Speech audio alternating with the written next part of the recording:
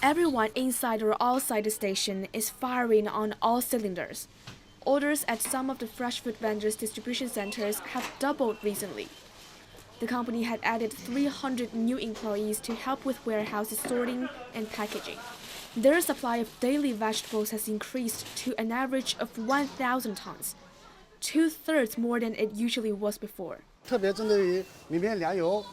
products that are most in demand, like rice, flour, grain, oil, vegetables, and fruit, all stations have doubled their storage.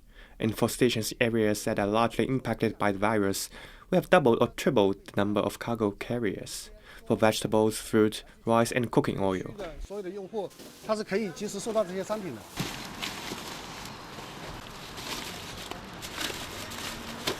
Almost 20 large packages on this single scooter, and barely a place to put his feet.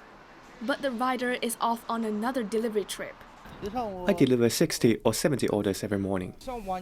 Usually every year at this time I can go back home, but once the outbreak started to spread, I've been busy since the Spring Festival. The packages are getting bigger.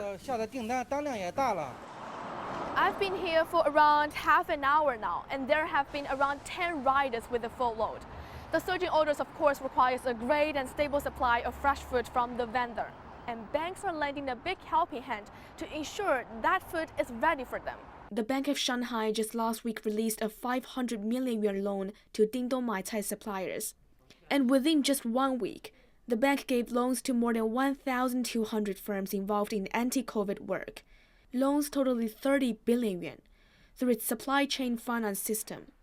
It would traditionally take at least a month to approve that much in loans, but now the bank employs an online application system that it introduced when the outbreak first began. The participation of key firms like large e-commerce sites and fresh food vendors has increased, and so we can more efficiently control risk and non-performing assets. Compared with the previous round of coronavirus, we now have much more data related to key firms' credit. And with the big data system provided by the city government, we can do much faster and more reliable checks on clients' trade. The Industrial and Commercial Bank of China last week also issued a big loan, 7 million yuan, to a grocery supplier in Changchun, which needed to boost supplies for residents impacted by the virus.